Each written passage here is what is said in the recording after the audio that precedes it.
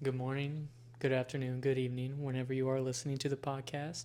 Today is officially episode 2 of the podcast, and today we're going to go in depth on a few um, topics rather than a lot of topics. We're going to go in depth on just about a handful. We looked at the comments, and we love to see everybody's feedback. And one of the feedbacks was Scream, a lot of Scream, even horror itself. So today we're going to go ahead. We're going to go in depth in a lot of horror, but mainly Scream, just because it's such a big impact on the horror and thriller genre. So um, he's going to start us off on Scream 1, and then I'll touch base on that. Yeah. Thanks again to our viewers that we have, our subscribers. Appreciate that. Keep them coming. Spread the word.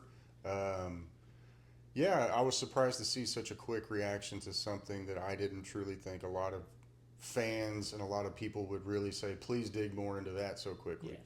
Yes. Maybe it was the conviction that I had when I talked about horror because, like I mentioned, it's my happy hour. It is. Yes. It makes me giggle, it makes me tingle in all the right places, and it aggravates a lot of people, and I guess maybe that's what I like about it too. He's got a collection too. Yes. But, like I said last time, I think one of the reasons I leaned in Scream so hard is because I love Wes Craven. Amazing director, yeah. I think he is so good at reinventing and trying different things each horror movie he did. But with Scream, what I really thought was great about it, like you said, it kind of helped reinvent, re-evolutionize the slasher films from being so cheesy in the 80s with... Where it's cheesy, goofy. It's like, clearly that's not going to happen. And Wes Craven looked at it and said, you know what? Let's make this as real and as close to somebody as it could be. Yeah. Like you'll watch the first Scream and you'll think, did this actually happen to somebody? And it wasn't on the news. It makes you really think, and it really does. And that changed the genre so much. It did, and it's so basic with just phone calls. You know, we talked about that last time. Basic primal fears. You know, everybody has a phone on them these days. Yes. So the fact that they can just track you and stalk you at all times, and of course, as the trilogy soon-to-be franchise went on, and as technology advanced, it made it almost easier for the killer to track and stalk his victims, if you will. But I think Scream 1, of course, everybody always, it's the original. The original is always going to stand out more because it's original. It's an original idea. You haven't seen that before, so it does have that shock and awe. The thing I love about the first one is the opening. Oh, that opening sequence is so iconic.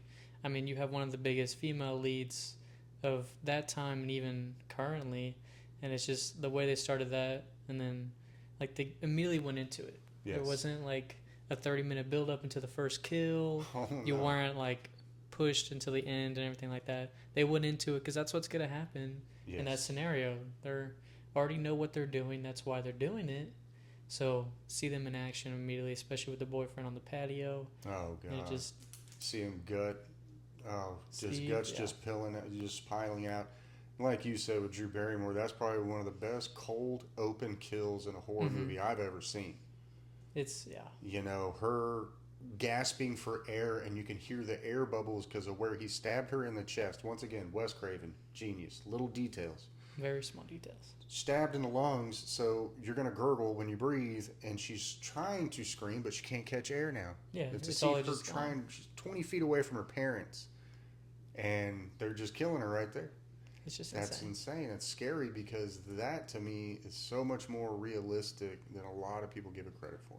And a big thing about it, too, the way he kills both of the first two people, it kind of shows you, like, how crazy the killer really is. Because you can tell in, like, horror movies, like, which killers are different types. Mm-hmm. And in this one, it really shows, like, they're not doing it for, like, I need to kill this person specifically.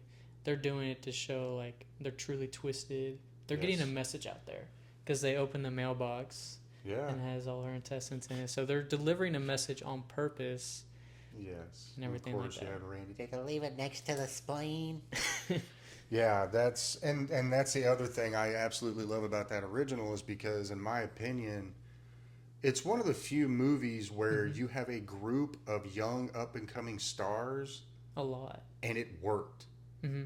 because I feel like if you'd have taken except for maybe Courtney Cox, I think anybody probably could have played Gil Weathers just fine. But every other character, if you take them out of the equation, the movie didn't quite work. Everybody played their role perfectly. It executed exactly how it was supposed to. And I think it was a Achilles heel. It was a catch-22 for poor Wes Craven because he kind of created what I would call like a fad where after Scream 1, every single teen horror movie that came out, they had to try to get as many hot young teenage actors in one movie together, but they just never were quite as good. Yeah. I think they had something special with that cast. It was the first of its kind, really having all those dynamics, like almost like a lot of old cartoons where you have each character is like its own type of character. There's not a lot of repeats, and it's hard to duplicate that in live action movies because you have to find the right actor and stuff like that. Yes. And once you have that perfect dynamic, you can't replace it. Like it's impossible. So I think that's where it did perfect. I mean, the two killers. I mean, I don't think if anyone else played either one of those two characters, there wouldn't have been anything off of those. There would have been no sequels, no trilogy, no series. Those two perfectly executed the killers. Well, and you've got small, when I say small, you have supporting roles behind them as well. The one thing Jamie Kennedy did really well was play Randy. Like, let's face it, The Mask 2, Son of Mask. Not so good. But him as Randy, and I don't know if it's because I'm a movie nerd and I was like excited to see someone like me in a movie. Portrayed, yeah. But I just thought he lent so much to that role.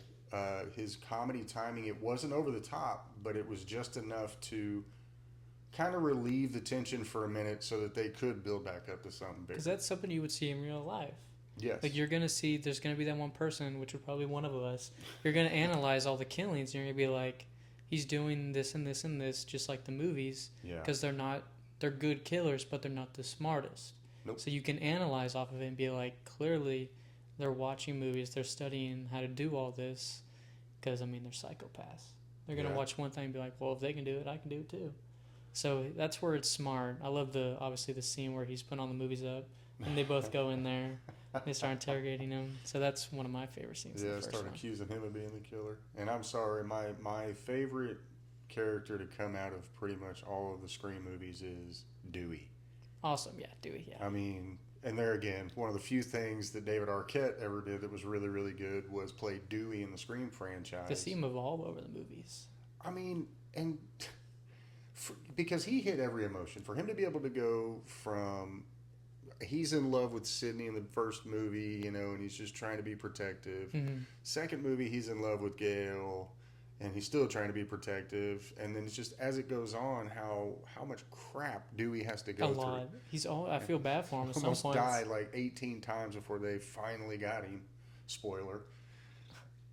But Dewey. I mean, the characters in that were so good. They were amazing. Stu alone, right there. Matthew Iconic. Lillard. But he's such a good actor. He's done so many good. Not enough credit for his work. When he played Stu, I mean that's my favorite character in the first one. Just because when I watched it, I was really young. I was like, oh, this guy's funny. Liver alone. So many iconic.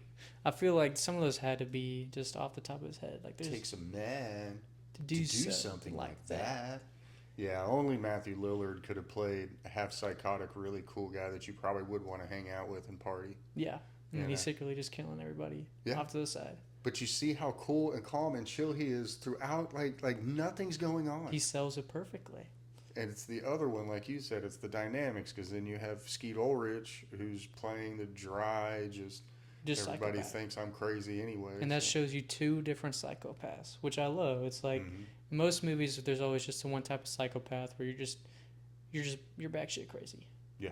But when you see Stu, you're like, you could or cannot be the killer. I can't tell because you're so twisted that you figured out a way to hide it. Yes, but to what you were saying, I think with Stu, you could tell in some of the scenes over the phone conversations if it was Stu or not, because when you would hear Stu messing, or when you would hear Ghostface messing with somebody, kind of snicker or be a smartass, You could tell. I think that was probably Stu in those moments because it just didn't seem like Skeet Ulrich to, I feel like the first kill had to be Stu I think so. because he has a blonde girlfriend throughout the movie, so he has his type. At the beginning, he's trying to flirt with her, so there's few signs, but they hide it well enough to where like you figure out later throughout the movie, you don't know right away. Well, like, yeah, you said that last time that, it was so smart how they played it well. You didn't realize there was two of them You can't tell. till the last, 15, 20 minutes? Yeah. Like the whole time you think it's two of them, and then whenever they fake Billy's death, you're like, okay, this is leading to something big. Yeah. Because that was a big twist, because the first time you watch it, you're not expecting to see Billy get stabbed. No, and it's a horror movie, so you're expecting to see cheap-looking blood effects, and so you just figure, well, maybe they cheaped out by the end of the movie because they They ran went out over of budget, budget. yeah. So you're like, okay. He gets pig blood instead. But yeah, no, and see, that's why a very good original, because it's hard to name any other movie where two killers, but you don't know till the end. Yeah. To me, that was a great dynamic. Now, do I wish they'd have kept that dynamic throughout the whole franchise? No. I think they could have gone with a single killer for some time and then bring back two later on. I think Where it was like needed and stuff like that. which they did in the third one. They went to one killer, but like I talked on last time, to me that we'll get to that in a second because we're still on Scream 1. How about that? We don't want to get ahead of ourselves here. And then more with Scream 1, I mean, obviously you're going to have the famous lead actress, but the way they kept her going is impressive because not a lot of franchises have done that well. No. And they started to slowly lead out of it, and then the fourth one, they try to change it. The fourth one's okay, Yeah. but we'll go in detail on that once we get there. But I love how the first one just, they focus a lot on her, but not in bad ways, if that makes sense. No, it does. I mean, you could tell that the focus was on her as being, the damsel in distress, but Yes. the fact that, like we were talking about a minute ago, the way they touched on every single character made everybody seem like an important part of the movie, important part of the story, which is good writing. And that's what you do. Yeah. But another part of good writing is understanding when to actually poke fun at yourself, Yeah. because there's a few little Easter eggs in that I love with Wes Craven. First of all, the janitor is named Fred, And then he has and he's the got on the sweater. Freddy sweater, and he's mopping the floor, and Henry Winkler sees him, and it's like, okay. That's an awesome one, though. It's like, let me just poke at my other franchise. But even when Nev Campbell says, oh, there's always some big-titted girl that should be running for the front door instead of up the stairs. And then What's the first thing she does when Ghostface pops up? She goes right up the stairs, and it's like he kind of spoiled what he was going to do, but he's making fun of himself, his own genre, and I think it makes fun of a lot of people because everybody thinks, like, when you watch a movie, you're like, why didn't you do that? Why didn't you do this? But imagine you're in that scenario. You're not thinking about that. You got adrenaline pumping through you. You're like, you're antsy. So you're figuring out where to go as fast as you can. You're not going to think, let me go straight for the door. You're going to think, there's stairs right there, and you run it. That's what you're going to do. So it is smart, but it is also funny at the same time, like you said. It's extremely funny, if you ask me. And then the ending, I like the ending because it gives you that little bit, a lot of horror movies. It's like, it's never an easy kill to get the bad guy. It's not, and it shouldn't be. No. If he's a real bad guy. And then I love how they transition the first and second one, because that was one of my big worries whenever I watched the second one was, how are they going to transition this into that? Like, how are they going to do that? And the way they brought in the killers, who they revealed at the end, it is smart. I feel like the main killer being the mom, it makes a lot of sense in a way, because obviously she's getting revenge for her son, but in the first one, he does speak how he's not as connected with his mom. Yeah, you only see his dad in the first one. So if it was his dad, that would have made more sense. But I still like the idea of it being a parent, being protective. It's the revenge story. It would have made sense for at least one, if there was going to be two killers, in the second one to be some type of relation, some type of history, because otherwise you wouldn't be following the same cast. To me, that's when you change the story and change everything. They're just copycats, basically. Yes. But like we were saying a minute, I honestly didn't think there was going to be a second one because of how well they seemed to write off the end of the first one. Yeah. Billy got shot in the forehead.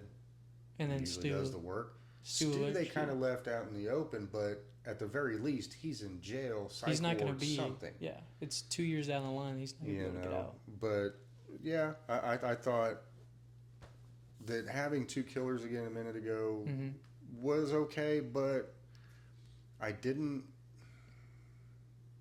care for the mom being the killer. I'm going to be honest. I know that disagrees with you, but the reason why is because to me it felt a little bit too much like Friday the 13th with Mrs. Voorhees. Yeah, I can see what you mean by that. You know, and I don't know, it just kind of came off a little too easy. It's almost like I think they should have had one killer in the second one, and I honestly think they should have kept it Mickey because, you know, why not? He's already in film school, so, you know, he's studying films. Yeah. He loves horror movies. He knows Randy, so he knows the history there, and he knows he could make himself famous off of this. So there's your obsession right there. Yeah. And I think had they just ran with that, I think the second one would have been just as good as the first one. I think that's really, and that's my opinion. I honestly think the only downfall was, I mean, it looked like my mom was the killer. Like, I'm not shitting you. Take a picture of my mom, put it right next to a picture of the mom from Scream 2, and they look almost identical. And I love my mother to death, but I'm not scared of a 5-foot tall woman. So, to me, that says that it sounds like poor Mickey was doing all of the legwork. Yeah, during she's the telling him second what to film. do. Oh, yeah. Which he most likely was because he was crazy. Yeah, he was So- shit crazy. Yeah, he was a little nuts. Most of the time it's probably her because we don't really see, like, we see the stature of Mickey pretty much the whole time with Ghostface. Yeah. Which throughout the movies they make them seem the same height, which is smart so you never can guess who it is. So Right. they're always about the same stature and everything like that. But he probably did most of the killing because that one scene with the car crash is pretty tough. So like the mom probably would have been injured more than what Mickey was in that scenario. Fighting off police officers and stuff, you know, and it's like, you know, I just kind of felt like when they got to the end of the reveal, it was like, well, that didn't make sense to me. And I didn't, not that I didn't enjoy it, still love the movie. I watch it all the time. Yeah. But it just, I don't know, I think it should have just been Mickey. I do think that Scream 2 had one of the coolest kill scenes as well, and that was when poor Randy finally got it.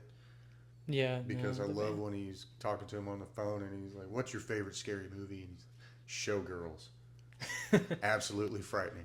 Because you're asking the one nerd who knows every question you're gonna ask. It's like Yes. obviously he's gonna mess with him. He's not gonna fall for all the tricks. Yeah. Like he's gonna mess with you to like the whole time he's looking for him. He's prolonging every conversation. Yeah. But Ghostface is always one step ahead, so he knows. Always. So most likely Mickey was on the. That's why I think Mickey was doing most of the work because Mickey would have been able to battle that. Yes. Like the mom would not have been able to battle Randy on the conversation. No. There's no way. No, or physically, in my opinion. Like I said, the lady that I'm forgetting her name right now, but she is like 5'1", 5'2". And Like she's acting as a news anchor, but she's probably not. But she's trying to get to Gail Weathers, so that shows where like the teamwork probably came in a lot. She's doing a lot of the background, reconnaissance and stuff, I guess. She's getting all the history, the background, all the details that she needs to give, so that way the other Ghostface can do all the work and stuff like that. I was sad Randy got killed though, because like I said, I thought Jamie Kennedy lent something pretty cool to the franchise. He had a unique character for sure. Well, any scene with him and Dewey together, like awesome. we're in their ice cream shop and they're talking, he's like, "Why do you limp? You got stabbed in the back."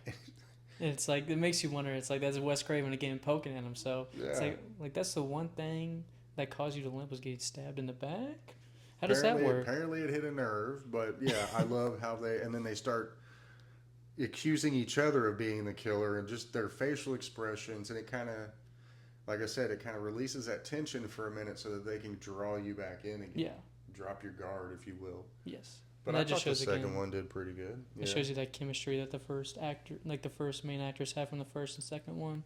It shows you that chemistry. It's like you can see that character work, and it makes you think it's believable because, I mean, if it was real life and they've known each other, I mean, they're obviously going to crack jokes and like they're going to know how to have a conversation. They're not going to be stale or anything like that. Yeah. So it really shows like the real side of it again.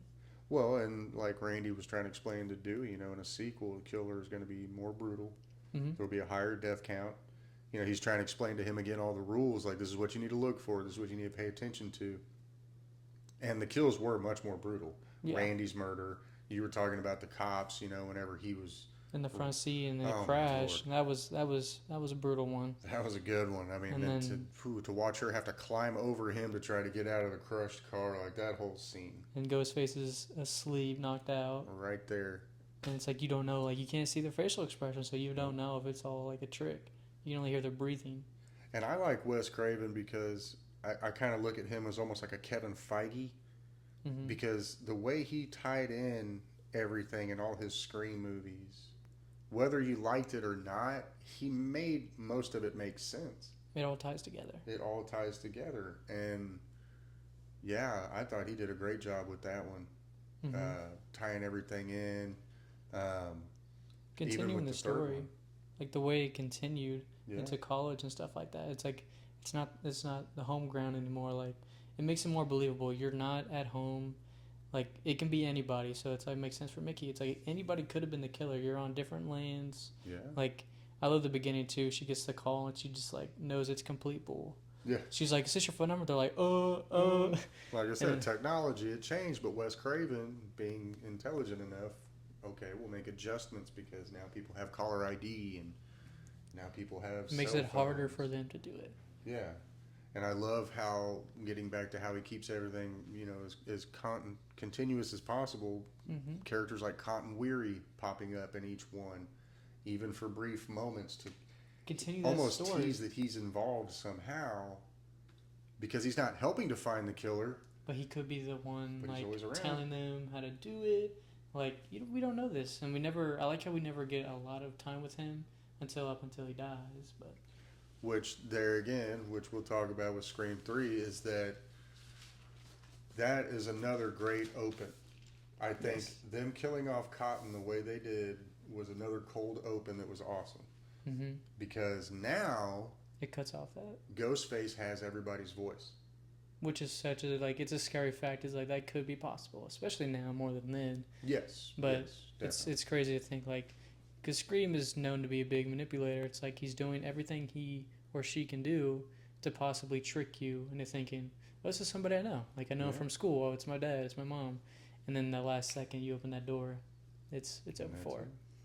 Yeah, that was a good one. Plus, really good soundtrack too. But yeah, Very good soundtrack too. I think Scream 3 was better than Scream 2 for sure. I hold it pretty close to Scream 1. But like I like the third one more than the second one.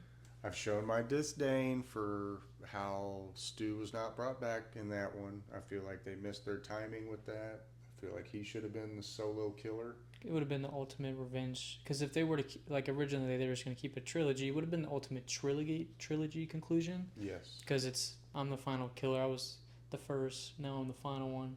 I don't care if I die. Like it would have been probably like the most reachful deaths. Because like he doesn't care if he dies. He's getting his revenge on Sydney. Yep. You killed my best friend. This is your fault. You ruined my life. Dropped a TV on my face. Maybe ugly. He probably would have had a messed up face. Well, and that kind of leans to my theory that they would have had to have done reconstructive surgery to his face to keep him alive. While he's healing in the psych ward for 2 years, he's learning. He's studying. By the time he gets out, he's of age to go to college. So then he can go to school for film. That's where he's following them in the second film. That's where he recruits Mickey. Mickey should have been a solo killer.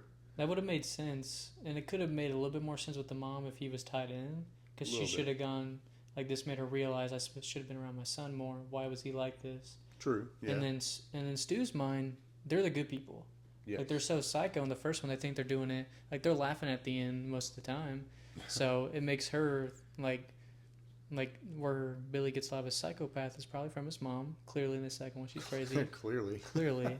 So that could have been why she went crazy. She realized this is because of me, so now I had to fix it. Yeah. So it would have made more sense for her in the second one if Stu was in the third one. Like if he was behind it all, but clearly that's not what it is. It's her long lost brother. Clearly it was someone else, which I still love the third one because there again, it just seemed to get stranger and stranger as it went on. You really couldn't tell who the killer was. First time I watched it, I had no idea up until the end. Like it could have been Dewey. It could have been the Detective. the detective. Yeah, I mean, it could have been any of them. I did love Randy getting a call back with the little video that That's the he left ultimate for him. like geek mode for him. It's like of course out of everybody in that franchise, he's the one who's gonna leave the tape because he knows like I'm probably gonna die. Yeah. So let me leave this for everybody so they know what to do in the later films. Yeah. It's a good little way to bring back that kind of character throughout the franchise and stuff like that. Yeah. Which is really awesome. Which they also have a lot of callbacks in the newer ones, which is even more awesome. But I love the way that third one really tied all of them into it again to make it a continuation, not a just random add into the story. Like it all ties in together and everything like that. I like how it kind of slightly kind of touched the fourth wall with having the cast from Stab in the movie Scream. Yeah. Portraying the cast Stab, and I thought that was hilarious. I thought the people that played those roles did a bang up job. I mean, I thought it was hilarious when the poor black guy getting chased by Ghostface and just oh my god, falls down the stairs. Of course, there again a lot of very inventive kill scenes, completely different from the first two. Wes Craven's good at that. And how it's he a faces. knife. But the way he finds a way to utilize it. And then it's very smart, the scene where he basically fakes his own death. Yeah. And it makes you wonder, like, oh no, who killed the director? Mm-hmm. And because they were kind of teasing him a lot, because like he was nowhere to be found. He wasn't in a lot of scenes. Yeah. But then we find him in that coffin down in the basement, and you're like, who's the killer? Yeah. Now I really have no idea. And then it's fake and everything like that. But that just shows you like how smart this kind of psychopath is. Like he's smart, he went to school, he studied film, he knows how to do all these scenes and movies. Yeah. He's gonna have the most creative and innovative type of kills, which we see a lot of. I think so. Yeah. I think he did a great job with that one, the first three, and then I wish it had stayed a trilogy. I have seen the others. I will not hate on them. I think they are good films. But not as good. I mean, not as good because, like we said last time, I think after you get past 3, you're risking watering it down. You're risking just throwing basically the history of these characters and the story away because now all anybody's going to remember is the garbage you fed them last. Mm-hmm. Much like with Star Wars and the DC universe, what they've gone through. You cannot just keep, sometimes move on, do something different. Yeah, it's different if you do branches from it. That's different because you're not specifically going off this cast. Like in the fourth one, if they went for a whole new story, like it was a different type of Ghostface, they're an evolution of this type of killer and stuff like that, that's different. But in the fourth one, they just continued. I feel like it was such a far jump. It kind of threw off a lot of the fans just because it wasn't quite what we were expecting. And then the killer, I feel like the girl, we all saw coming. That one was she was a little hard. Obvious.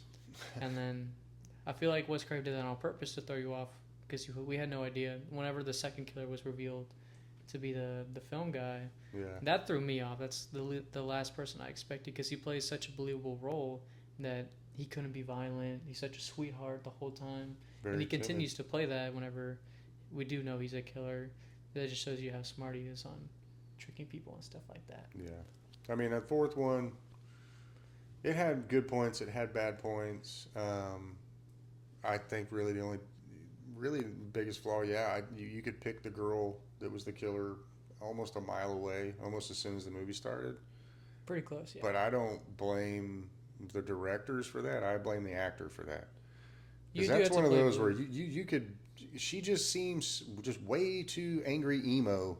Aggressive, yeah. The entire time. It's like, just settle down, calm down. You're supposed to be blending in. You're throwing it off too much. But there are a few smart parts of her character throughout the movie where she plays, like, I'm part of her family, I would never do that. Yeah. So she does play the smart card a few times to being like, well, we're family. How could I ever do that? And continue such a bad memory of her life and everything like that. So she plays into it a few times, but there are a lot of scenes where she's super aggressive and stuff like that. But she does have the few scenes with the ex-boyfriend where she tries to push it on him, which again is another smart role. It's like try to target somebody who can take the attention off of you because he's super like aggressive and he's mad about being broken up with and everything like that. So it's obviously like, oh, he's the one doing it. Look, he's being aggressive. He's the new Billy. Yeah, so that does help, but the ending, I'm so about the ending. But that's a lot of horror movies. It's hard to get the ending. You can The build up the ending's whole difficult. movie, but how do you cut off at the end? That's the hardest part. Which the fourth one, it was a little cheesy with the the Kickstarter. Yeah, Yeah, it was. one of my least favorite deaths in the entire Scream franchise. We'll say that. It was definitely pretty lame. Now, the last couple that have come out, The last two, yeah. I'm still on the fence with them a little bit. Got to give it time to marinate. I gotta give it time to marinate. Now, I will say that some of the kills are a little more brutal. Yeah. Dewey's death scene Oh my gosh, is about the only redeeming thing that, I mean, dude, cut him clean in half. But the way we see that final moment and his character being like, I've been trying to save these people for so long. I'm going to put myself out there. I'm going to go out again. This is my last ride. Yeah. You can tell from the start, it's like he's not the same dude he was. He clearly has a lot of regrets in life. So he really doesn't give a flying F anymore. So Yeah. he's like, I'm going to go out. And he has that revolver and he just starts unloading. Man, I'm telling you, when we saw that trailer, that gave me goosebumps.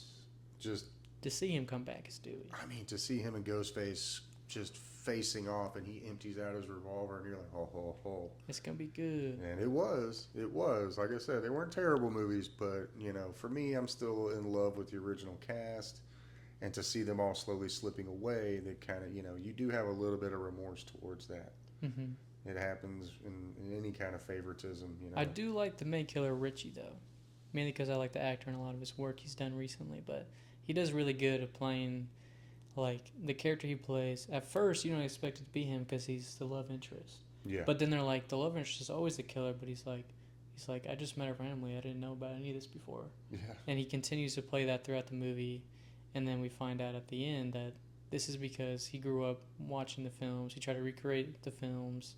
And he basically wants to do it his way. Yeah. He wants to make Scream his. He doesn't want other people to have it. He wants to make it his item, his name, and everything like that.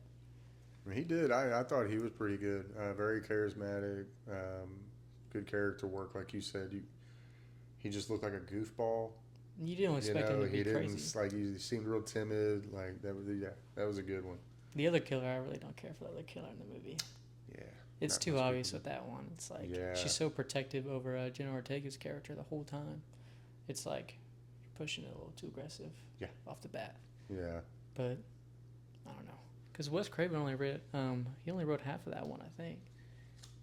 Yeah. No, the only part he didn't write was the ending.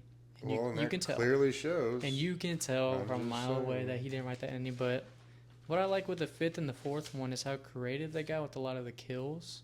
Going back to the fourth one, the cameraman, the way they killed him. Oh Lord. That was one of my favorites of the movie because this shows like he's so involved with the cameras, he's not thinking about his surroundings.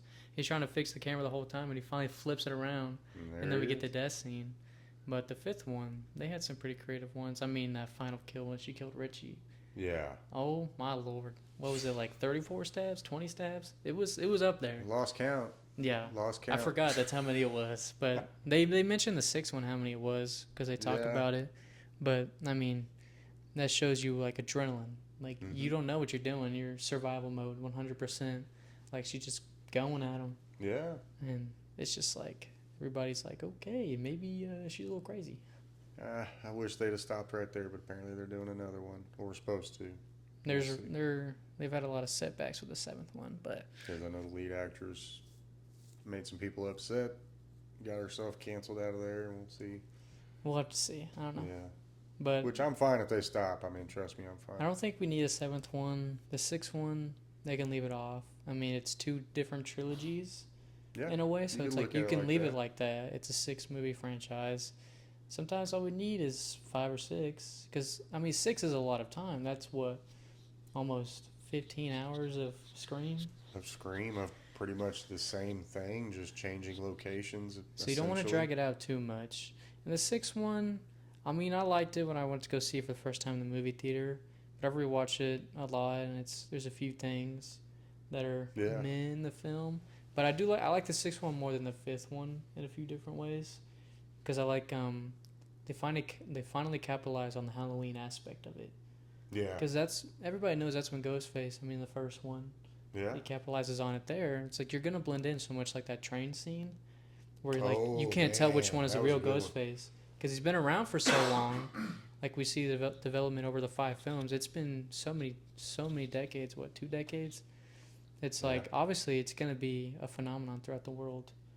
It's like you're gonna have people who like idolize it, stuff like You that. would expect it by then, yes, to have caught traction with Costumes, whatever you want to call themes, it, cult following, anything. And yeah, it just they did a lot better with it in that one. I'll agree with that for sure. 6 was better than 5, for sure.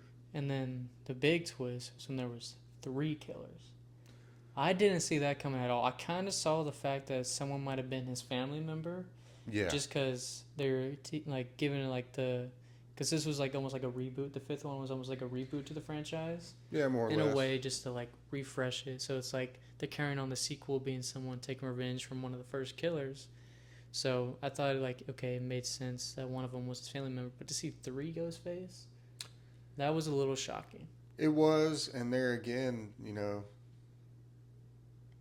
I think they should have not had. You got a whole family of ghost faces now.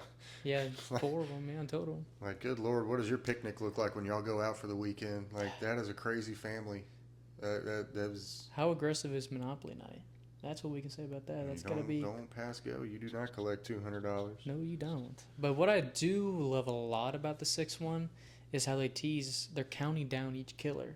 Yes. That was probably my favorite aspect of the movie, is because I love small details in everything I do, because it calls back and it makes you know that the director knows what they're writing about. They pay attention to the franchise. It lets us fans know, okay, you know what you're doing for the most part. For the most part. So I love the first one. It's Richie and everybody's like, he just got stabbed 50 times in the last movie. How could it be anywhere close to being him again? Right. And then they tease the girl as an ex-mask. I love how they leave it at every crime scene. Yes. To kind of build up, like, what are they leading up to this whole time? And that's where a lot of the Stu fans were saying, who's going to come back and everything like that, which wouldn't have made sense. But well, they showed his robe and everything, so, like, a lot of people were just assuming at that point, because who else would have Stu's robe from the first movie? Besides him, yeah. But I do love that, how they were touching on that with each kill. And loving the trailer, that scene in the gas station where like he moves so quick. It made a lot of people think, is it supernatural now? Which had me worried, because it's like, don't ruin the one franchise that's not supernatural. Please don't do that. They did that to Jason, or Ghostface Michael Myers. goes to the moon. They ruined Michael Myers with that for a little bit when they made everything too supernatural. And then they brought it back to normal. But when it would just reveal that he's just quick. Yeah. So that kind of helped. That made me relief. It's like, okay, we're not going down the weird witch alley that Halloween went down. So that helped it. But I love that part. And then the one scene, poor Chad, when he got stabbed by those 2 Ghostface. But that scene where they both stood by each other and had the knife. That was probably one of the coolest shots in the whole movie. Just to see him standing That was next actually really, really cool, yes. It's like, why did it take him 6 moves to do such a cool shot like that? But it does make sense. Because it makes you wonder, oh, it's another 2 Ghostface. And then there's like, nope, there's always one person behind the scenes keeping an eye out, keeping a watch out, and everything like that. So that kind of, that was awesome to see. And then they brought him to the warehouse where we finally learned that like he was making films. He was so into it that like his family was affected by it and everything like that. Yeah.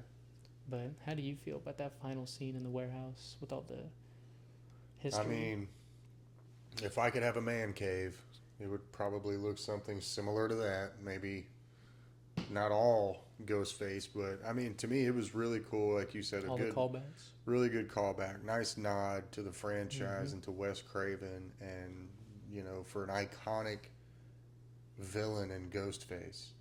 Just to see all the history. He's everywhere. You see Ghostface everywhere. Every one of those shirts, video games posters that have all the famous, scary villains. Ghostface is always there. They even got him in video games now. It's insane. Yeah. I mean, they even, Scary Movie. They did a whole franchise of spoof movies off of that. So that should show you how influential Scream really was. It's awesome. I mean, I really like the sixth one. It also, I was also working at the movie theater, so I got to watch a lot for free. So Well, I got to like basically study that one. So I have a little bit of little more biased to on that one. But I mean, I really liked it. The way they ended it, they can definitely not make another one after because they left it off. Because what she drops the ghost face mask on the floor, from what I remember. Where'd she pick it up? I can't remember. I thought she left it. She might have left it. I can't remember. It's been a little while since I've seen the ending. Yeah, we haven't watched that one in a little while. But I love. They can definitely end it off of that one if they can't make another one. There's not like a post-credit scene or anything like that. Right. So it's like if they're not able to, my feelings won't be hurt. If they do, my feelings might be hurt a little bit. I think that's most true Scream fans are because going to say. They were teasing it at first of being a Christmas horror film, which with Ghostface, it would just be. A lot of people are like, it'd be cool to see him in the snow. It's like, it'd be cool, but is it worth ruining the franchise for a cool Christmas horror film? It's like, why would you ruin the whole franchise just for like a handful of people who want to see Ghostface in the snow? I don't want to see Ghostface in this. He's going to stick out like a sore thumb. He's wearing wears black. Snow is white. Like, that does not work. If you were to say he was in Alaska during the time period where they have 24 hours of complete no daylight. That would make sense, but then it wouldn't make sense to the story. No. So, I mean, it's one of those where it's like, it doesn't need to be a Christmas thing. Halloween made, sense. Do it around Halloween, and yeah, don't venture off into other holidays. We saw that terrible Thanksgiving horror movie. It's like... It's hard when you start going specifically for a holiday. Mm-hmm. Like Halloween, obviously, you're going to have a lot of branches of that because that's the characters that come from it. Right. Like, I don't really like horror Christmas movies because it's two different genres that just sometimes don't fit good together. Because it always comes out cheesy. Mm-hmm. Always. With maybe one exception. And that was... What's that last one with... He's from Stranger Things. Silent Night? Silent Night. Or Violent Night. Violent Night. It's one of those two. I like that one because that one one's was more of an funny. action. That one was funny enough and more action to where it was like, okay. But you could tell they were making fun of the genre. Yes. That's what makes those kind of movies great because it's an action comedy mostly, but they got a lot of big people in there from Christmas movies and kid movies, so it's like they're just having fun with it. Yeah. If they were to do it with the horror movie, I feel like it messes with the franchise. Especially with Scream, how they've done all 6 of them, it wouldn't make sense whatsoever. No. I think it would ruin it. And then we're not even going to talk about the TV show because that is just disrespectful to the movies. We're going to pretend it didn't happen. I watched that show. You can't change that mask. I wish I could erase it from my memory. Yeah, there's a lot of people that wish they would. It's god awful. You might be able to drink enough one day to get rid of that. I don't think so. Before we venture off of horror, I want to throw some out there. If there are any other people who are into it or whatnot, yes, throw some comments. Share with us what you want to talk about if you're into horror. I can talk for days about it. There is a big one that is coming up. I think it's either the end of this year or middle of next year, but the trilogy Pearl X, and then we have the last one coming out, Maxine. It's very interesting. The first two, I mean, I like them. They're on that side of horror where it's extreme, definitely, to say the least. You have to be a certain age to watch those ones to realize what's going on. Mm-hmm. So they're a little bit more hardcore on those side, but I mean, good storytelling. The X is a little interesting, the story in that one, but it's okay. The third one, I'm kind of excited to see because I think they got Kevin Bacon in this one. Pretty sure. And he plays the detective. So I'm interested who's going to be the killer now because we saw Pearl leads into X, and then we see the end of X. We see Maxine leave. So now she's going to be her movie star. But what is she going to do at all costs to become this movie star? So that'll be interesting. Once that comes out, then we'll go in detail on that. But just look forward to that in a future episode. If there's any other things you want to talk about horror-wise. Even thriller movies. Huge fan of the Conjuring universe. I think James Wan is very underrated as a horror director. We can talk about The Exorcist, the shirt I'm wearing, if y'all want us to go in detail about that, because that changed classic horror movies. So we can go in detail on that. But like always, just leave a comment, and we'll respond and go over that.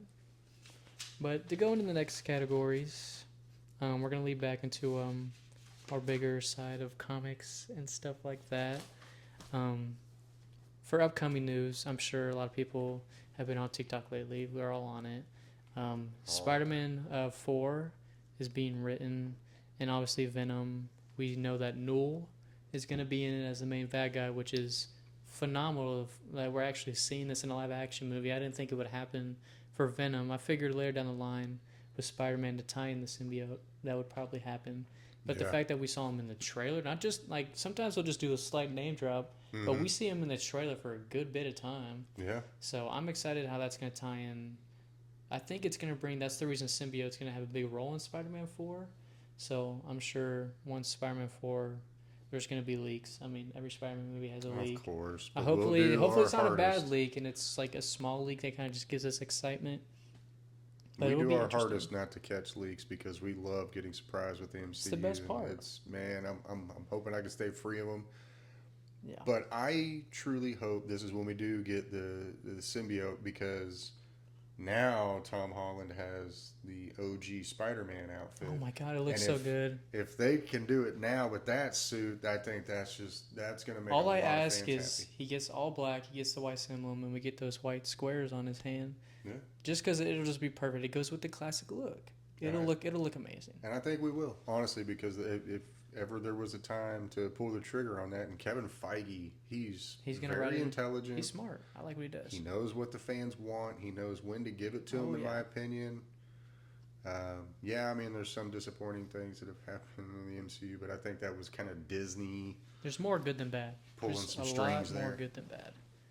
But what I like about this upcoming movie is a lot of Tom Holland's work he's done recently. He's shown a lot of different acting skills, like a lot more serious. So we'll probably see a Bully Holland, like we saw Bully Maguire in the third one. Yeah. So I think Tom Holland will do good because we saw a little bit in the last Spider-Man where like that aggression comes out. So it'll be interesting to see how he kind of pushes that into this next one, and hopefully this will be a good way to tie in Gwen, possibly the Osborns. Because in the third one, they mentioned there's no Osborn Tower, so maybe this is the rise of the Osborns. Yeah. Or possibly anything like that. But as of right now, we don't have an Osborn Tower. We haven't had any hints at it at all. So it'll be interesting what they do from this one. Mm-hmm. But we all know that he's going to be like the comics. He has nothing. So he's going to just have the apartment, his suit, and then we'll have to see the difference. We'll have to see and everything like that. I'm excited because, I mean, Tobey Maguire was great at Spider-Man. Mm-hmm. Us having really no real previous true Spider-Man before that. Not to take anything away from Tobey Maguire. I mean, I think he did a phenomenal job. He's a great actor. Very good, yes. Although he was like 35 years old when he played him. He's a little... That's beyond whatever.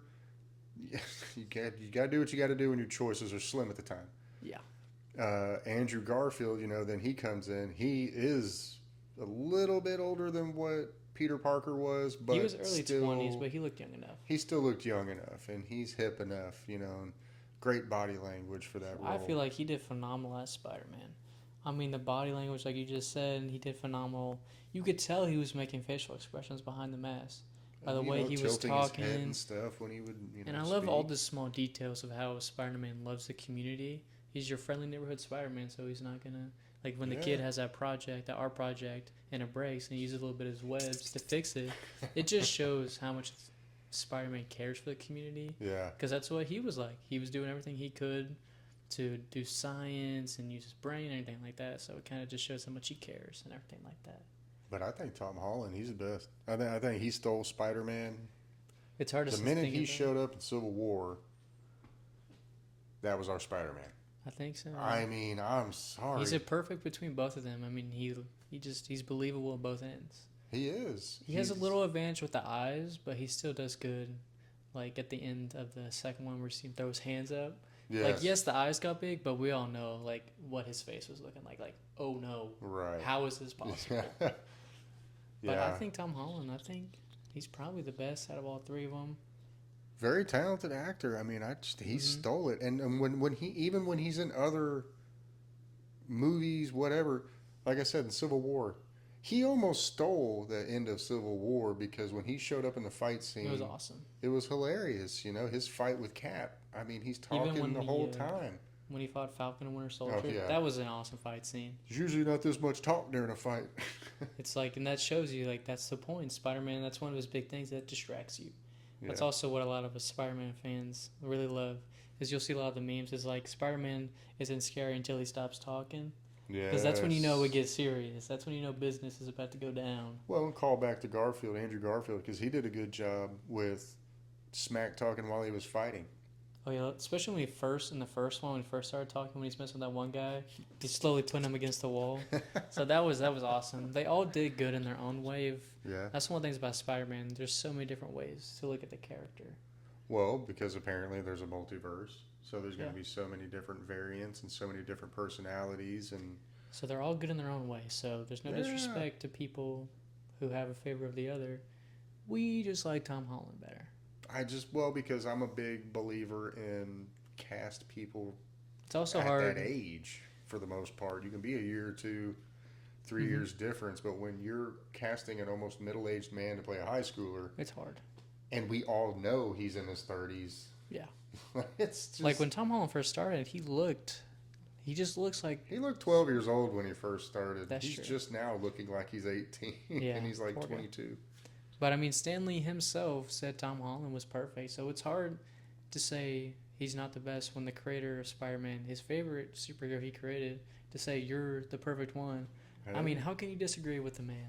I Stan? would never. That's like So- disagreeing with Jesus. You don't do that. You don't do that. You just go, I mean, you're right, man. He's the MCU Jesus. Or was that Deadpool? Deadpool is now. Oh, that's right.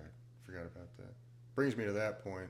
I hope we get that crossover. I want to see a Deadpool Thor crossover, They teased it. That was so because funny. we all want to know why Thor was crying. We need to know. I mean, why was he crying? I have to know.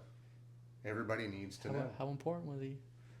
And well, crossovers, you're talking about with Spider-Man and everything, Spider-Man coming back, and then, you've got with Secret Wars, and you've There's got gonna be so many crossovers. Doomsday coming up. It's doable. Oh, I'm so excited about all this, because I want to see Spidey versus Hulk. I want to see Spidey crossing it with Deadpool. We're gonna see a live action Miles Morales. There's no way. Well, they've kind of halfway teased it without Miles Morales, but His uncle. His uncle. They teased it in So the they Homecoming. still can pull the trigger real quick and do that.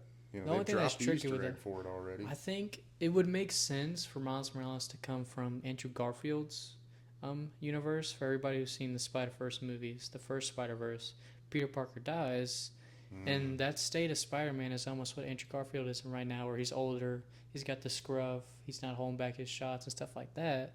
So we see Peter Parker, he has to make that final sacrifice to give that mantle to him and everything like that. So it would be a good way to kind of give that nod to Andrew Garfield, like, we appreciate what you did to the character. Yeah. It's like we need someone to take your mantle and you can't do another movie anymore. And Andrew Garfield's teased, he's like, I would love to come back. I'll come back whenever they want me to. Oh, who wouldn't? I Are mean, you kidding me? I'd be Spider-Man. Give me a couple million, I'll be Yeah. the best Spider-Man in That's the world. Got to be fun. So I mean, Swinging around. I could see them doing that for Secret Wars, just to kind of give that nod. They could even do it for Tobey Maguire. They have rumors that he's going to come back for Secret Wars. So I think they're gonna do it. There's no way they don't bring Miles Morales. How much that character's grown over the past few years is insane. Because I didn't know a lot about Miles Morales. I didn't read a lot about him when I was growing up. But when the Spider-Verse movies came out, really got me into it. Started reading them. Oh yeah, they did. They're really good. I like them. Well, and with all the variants and all the multiverse stuff that's been going on over the last several shows / movies in the MCU, like, anything's possible now. Like, I would not be surprised at anything they throw at us now, because they've made it clear. You forget, this is a comic book world. Yeah, anything can happen. It looks like it's the real world because we're good at shooting movies, but remember, this is a movie. It's make-believe, which means anything is possible. At any moment. And if you just go into it assuming that anything is possible, that's what makes it so much more fun. Yeah. People take this too serious sometimes, and it's like, man, at the end of the day, it's a movie. You're supposed to be enjoying it. Have fun with it. I mean, we Yeah. went into Deadpool. We had so much fun. Like, it's Deadpool. I mean, you can't go in there serious. Like, what are you doing? So we went in there like, it's going to be, we're finally going to see Deadpool and Wolverine team up. Let's go in, have some fun, and just laugh. And Yeah. enjoy the movie. And that's what we did, and it was a great experience. I mean, I know Wesley Snipes is a horrible actor these days, but I was so happy to see him come back as Blade just because it was fun for 5 it was minutes. awesome. And it's definitely good. I love the part where he goes, there's only been one Blade. You see Deadpool just look at the screen like, who's Well, going to tell him? Okay, but to that point, though, I was going to ask you this later on. will there only be one Blade? Because They won't finish the script. I mean, good Lord, we heard what, God. 3 years ago that It's there was going been- to be a Blade. It's been a while. It has to be more than Because 3. they teased it at the end of Eternals. Yeah, They teased it with you can hear his voice at the end. So it's like they even showed a picture of him finish the script, just make it rated R, and produce the movie. and produce the movie, or give Wesley Snipes his credit, and that was his farewell as Blade, and just leave it be. Because honestly, at this point, I don't want you to replace Wesley Snipes as Blade if it's going to take you this long. I'm just worried. I mean, we'll wait till the first trailer, obviously, give our full feedback and everything like that. But it's had me worried that we can't get a script at least. I think they're finally getting close to producing, but it's making me worry about the movie. Is it going to be good? I mean, I'm the actor who's told you're going to be part of a franchise. Can I start? Can I start? When do I start? It's like if you want me to build this character, if there's a movie every 20 years at this point, it's like, what am I going to do with my character? You know, the only thing that worries me is that sometimes technology can be a catch-22 for the movie industry, because CGI is everywhere. And I understand you want to make things look better. But sometimes, in the case of Morbius, Terrible movie. CGI is not your friend, and you look like a half-cartoon fake vampire flying through squiggly lines. That's what worries me, that we're going to get a bunch of Morbius-looking vampires in the new Blade movie if they ever come out with it. And maybe that's part of the reason why the studio's like, man, I don't know, we're looking at the stuff you've drawn up and this and that, and this looks terrible. So, yeah, that's a good point, because that basically goes off of both of our points. It could be good, it could be bad. Yeah, we have no idea what the reason is. Like, maybe this is helping us, maybe find a placement for him in the franchise. Now that there might be a way for Deadpool to bring him in a possible way, but I know that they're probably just struggling with the storyline, where to fit him in. Yeah, well, I mean, let's be honest. Blade is pretty far-fetched even for comic books, because you're not just dealing with superpowers, you're dealing with vampires. The supernatural side of things. So it's not really a mainstream audience that you're trying to hit, and it's hard to convince executives of a movie studio how cool vampires are and how really cool his sword is, and they're like, okay, but this guy's got a sword, and we already did 3 of his movies. Yeah. The only thing I can think that they'll bring him in is there's rumors that Midnight Suns is about to start with the writing, so this might be their way of bringing him in, either in the movie or at the end. This might be our way of finally getting a tease at him in the movies finally. Yeah, but maybe. It's same director from Doctor Strange, so hopefully we get some better CGI in that one. I hope so. That ending with the third eyeball, it's like, I can't wait for the third Doctor Strange. It'll The be first one, I truly had to watch the first one a couple times, and it started growing on me. because it was so different. The second one was awesome. It was fun to see in theaters. I will actually go as far as say the second one might be better than the first. I don't know, because I'm not big into Doctor Strange in the comic world. I never got really big into him just because I'm not big into wizards and stuff like that, so it's not my forte. But, I mean, I liked them. We'll see how they go off of it, because they left it on a huge cliffhanger. So, I'm more excited for Midnight Suns, because then again, it brings in Punisher, which we know is coming back in Daredevil. Thank the Lord. John Bernthal was great as the Punisher. If you haven't watched that show, I don't know what you're doing. Anything it's he phenomenal. does is good. And then this is a good way to bring in Ghost Rider, bring back Moon Knight, and then Blade, and then Doctor Strange, obviously. So that gives us a good 5 stack of a team, which is phenomenal characters, which you already have most of them cast except for Ghost Rider, which I don't even know who I'd want to be Ghost Rider. Keanu Reeves. He said he'd do it. You just got to give him the right money. Yeah, I mean, because they already asked Nick Cage, and he's busy. I don't think he's doing weird things. Well, he's doing Spider Noir for Amazon Prime right now. So I don't know if it's animated or live action. I haven't dug deep into it. I would imagine animated. I hope so. More of a voice actor these days. Because he's the one who voice acted in the Spider-Verse. So it's like, we already got that, so we just go off the character. But that's probably why he said no to Ghost Rider, because they're probably paying him a lot to be Spider-Man. Yeah. Spider-Man brings in money, so why not? I don't know. I say Ghost Rider, that could be one of those. You just bring in a newbie. I think we need some more newbies. We need a couple, not a lot, because we saw what happened when you bring in all new people and the Eternals flopped. Yeah, It wasn't very good. Gotta It's be the careful. MCU, man. We're a universe, and it's all the same damn universe. You kind of have to have a little bit of repetition with some characters, Yeah, I get with the bigger characters, like, but like I don't know. I did not get into the Eternals. I did not get into that one. and then they did not.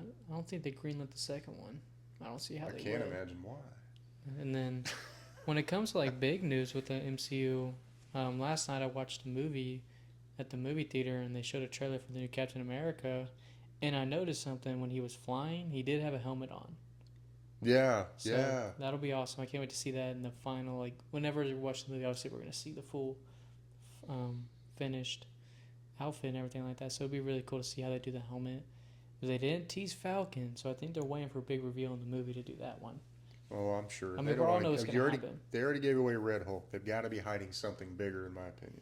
Yeah, there's rumor that and I've been waiting to talk about this forever since I just heard about it the other day, but there's rumors that the post-credit scene is going to lead to World War Hulk, like we talked about. So Yes. look at us getting the predictions right. So well, when you're smart and you pay attention to movies and You just know. You know So- these things. and that goes to what we were talking about, what I was really looking forward in that post-credit scene. So hopefully it leads to 2 new stories. Obviously, we want to see what Captain America does next from Right. it. Yeah. So we'll see how that develops. And it looks like it's going to be a fun action movie to watch. I hope So it so. looks like more practical effects and stuff like that. So we're getting back into the OG MCU for all the people who complain about CGI. I complain about it too. So that'll be nice. And then we're also going to see the Hulk world of things. So that'll be awesome. Hopefully this time we get some better CGI with the Hulks. I think that's we all will. I ask. I think we will. I think it'll be all right. And in all honesty, like, it would be really cool. Red Mhm. Hulk, She-Hulk, his son. Abomination. I didn't even think about that Abomination. last time. I didn't mention Abomination, but he's still technically in the MCU. Yes. So it is doable. It is absolutely doable. And, that's going to be a good one. It'll be interesting. So hopefully if they set it up right, it'll be good. Yeah. I think they will. They when they put their heart into it, and you can tell when Marvel puts their heart Yeah. into it, it is so entertaining. Yes. It is fun to watch. You watch it multiple times. Mm-hmm. Because even some of the stuff that gets criticism, I still watch it. Like, I still don't think Black Widow got a lot of credit. And I think a lot of that had to do with COVID because it never hit theaters. And so maybe it didn't get a lot of viewers because not everybody had Disney Plus at the time. The big fact was the CGI was the big reason a lot of people didn't like it. And it was not the best. But again, that's the time you have to realize they didn't have the accessibility they had. Everybody was basically working from home. So, I mean, I give a little bit of leeway. But at the same time, you got to look at Marvel and be like, was it right on your end to push it through again? So Yeah. maybe that wasn't Kevin Feige. That could have been Disney. Be like, you're going to push it through. You haven't produced a movie in a little while. But he probably tried to fight it like, it's not ready. I need to finish the movie, make some adjustments. And they were like, no. He's like, well, I don't have a say anymore. Well, and I'm sure it happened that way because that's how studios are. They push you, they push you, they push you. They just want to make money, and they don't. A lot of big studios don't care to satisfy the fans, but we're the reason you make money. So satisfy us. Yeah, make us happy, make us come back for more. That's where, leading off of Marvel real quick, that's where Disney messed up with Star Wars. Is, oh my gosh, the original 6 is like he knew how to satisfy the fans. He knew what we wanted. Like, he knew from the start. He didn't name the first 3 1, 2, and 3 because he knew I have a bigger story I can tell, but not yet. See? So he gives the fans the hope of, okay, how good is the prequel going to be to this amazing sequel in a way. So that was awesome. But then Disney was like, I just want to make money off of kids with lightsabers. Yeah, And then that's all they saw. they almost ruined the entire franchise, but we had a few writers that came in and fixed it and stuff like that. So we got lucky with that, but we can touch on that another day if anybody wants to. We can go on about Star Wars. Oh, yeah, we can go on and on about Star Wars. Just about anything, but with Marvel, I mean, they're doing a lot of good things. I think they realize, because the good thing about having such a big fan base is you get a lot of good and bad feedback. So there was people who, like with the Marvels, they're like, okay, well, we messed that up. Not a lot of people like that one. So they've realized maybe we'll develop these characters in their own. Because I feel like that movie, those 3, it felt like rushed. That's why I didn't watch it, because it just didn't make sense to rush it that quick with them. Because obviously Miss Marvel, Captain Marvel, they're Marvels, but Oh, we're I rushing know. a lot of too much time. It doesn't make sense. But Nah. hopefully they'll fix that one, and then we're just waiting for more news basically to come out. More Confirmed. news to come And then out. Because I want to know Fantastic if we're going to Four. get more Loki. I mean, after they left that second season of Loki, I don't know like if we'll get him again. We might get a variant with somebody else, but I don't think we'll get our Loki again, which does suck. which it sucks because Tom Hiddleston was Phenomenal. amazing as Loki. Nobody else could have played it. I'm convinced. I hope nobody else does, because he left it. Like, they could tease him and they could bring him back for moments, but he's obviously never going to leave that void he's in, Yeah. because he's holding the timeline. So, like, we won't ever get like a solo Loki movie, but it would be funny for maybe Thor to see him eventually down the line, just to know, like, I'm not dead. I'm just holding our timeline together. So just know I'm in a safe place. And we all know Thor's very hurt about losing literally everybody he loves. Including Deadpool. Yes, he did lose his love. He cried. It was painful. And we still want to know why. I'm still curious as to that. But there's a few points they could lead off of Loki with, but not a lot to make a movie, which does suck. Well, because it's going to suck because there's no way we're ever going to see him get acknowledgement for what he did. He finally did the right thing. He finally was the hero, and now it's like, if we don't have a Loki 3, or if he doesn't pop up, What's going to happen? Maybe nobody knows he was a hero. He's going to die a villain. Yeah, but it's what he feels best. So maybe that's what he wanted, is just to do something where he knows he did the right thing. Yeah. But we'll see. Maybe they'll develop something from that. And then we talked about Moon Knight last time. Yeah, I'm And ready for then- season 2 of that one. What else have they announced recently? I can't think of anything. Not a lot, really. I mean, which is good. We've talked about that too. Maybe that's good because It gives us time to marinate the movies. Gives us time to rewatch them if we need to Yeah. look back. Like Deadpool is about to come out on Disney Plus. You're actually able to go to Amazon and buy it now. So now I'm sure in the next week, all the YouTube videos about hidden Easter eggs. Like we noticed a few in the movie, but Ryan Reynolds is perfect as Deadpool. So I know there's gonna be a whole lot of Easter eggs. yeah, that movie and that we didn't see. it's hard to catch them all when you're in the theaters watching it because you do get It's- swept away from everything and you're just enjoying yourself. But Well, he did say, he's like, you're gonna catch more stuff when you watch it again. So it's like, what did you hide that can lead to even more greatness? So we'll just have to see with that one. Yeah. But we'll go ahead. I think that's enough on Marvel. If anybody has any Marvel topics they want us to go over in the next episode, or even in future ones, just leave a comment. But we'll go into DC now, since there's still great stuff in that. Yeah. I need to catch up on the Penguin still. I haven't had a chance to watch the new episodes, but I know we always talk who is our favorite Batman.